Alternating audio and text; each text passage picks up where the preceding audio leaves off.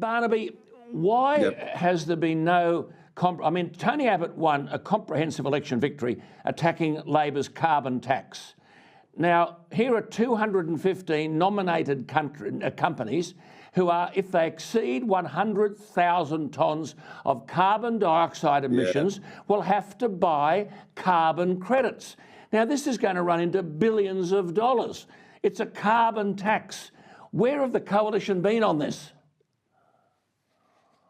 Well, the ceiling where it is like the top of this screen. Here we are, top of this screen, right? It's way above my head. It's not going to hit it.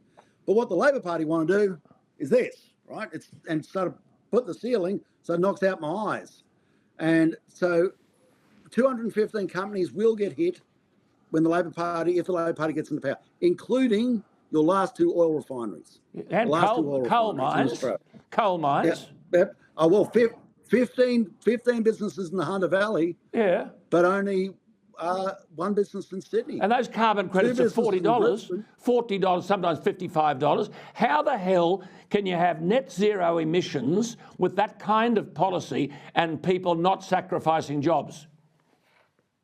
They will sacrifice jobs. If this ceiling comes in at 100,000 tonnes, it's going to cost. It might cost us the last two oil refineries. Because the oil refineries are going to say one of two things. They're going to say, okay, we're not paying the tax that we're putting on your fuel bill. You pay the tax, motorists. You pay the tax, Mrs. Jones. You go to the counter and pay the tax the Labor Party brought in. Or they'll say, we're over this. We're off to Singapore as well. Buy us. That's right. Absolutely right. I mean, you've got companies, aluminium companies, cement companies, all of them in the same boat, exceed 100,000 tonnes, carbon credits, $40 to $55. They say, well, hang on, it's cheaper. Fertiliser companies, and a new company we want to bring up. I've got $40 million. We're putting a new fertiliser plant into Gladstone down the road there. I'm up at Cairns at the moment campaigning, and all these companies could come into this tax. And what we did. But Barnaby, just taking it a step further, what about outfits like the ANZ Bank, who are now saying, well, you're going to have to meet these. You're going to have to meet these carbon dioxide emissions targets. The former governor of the Reserve Bank of England said firms that align their business models to the transition to a net zero world will be rewarded handsomely. Those who fail to adapt will cease to exist. I mean, this is blackmail, Barnaby. Yes, it is, Alan. And the job is the Australian people, your viewers, have the right to say, what is a legal business and what is an illegal business, not banks. The banks come out after. I had a yarn with one yesterday. I said, you get the offshore banking unit tax credit. That's a subsidy on a bank, right? So they get to pay the same tax rate for their overseas profits as overseas does, rather than pay the Australian tax rate. It's about, it's well in excess of $150 million a year. Look it up, offshore banking unit tax credit, listeners.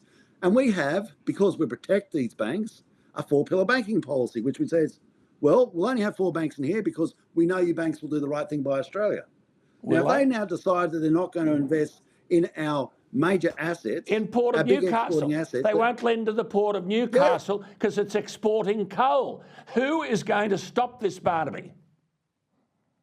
Well, I was talking to a major bank yesterday, and I said, well, you tell me how I argue for a four-pillar banking policy when you're not investing in the Australia's capacity to earn export dollars. Good on you. How do I do that? And not that I'm foreshadowing that's what's going to happen, but I'm saying to these people, be reasonable. You've got to be reasonable. You're well protected in Australia. You're well looked after.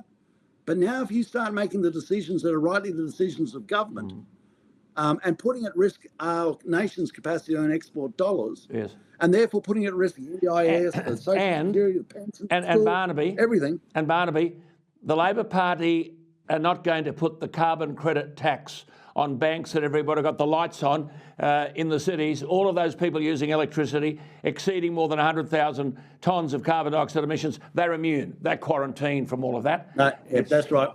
You're immune if it's from electricity. So absolutely. Rather cunning, because otherwise this safeguard mechanism, this 100,000 tonnes, the banks would have to pay it. Absolutely. Barnaby, I could talk to you all night.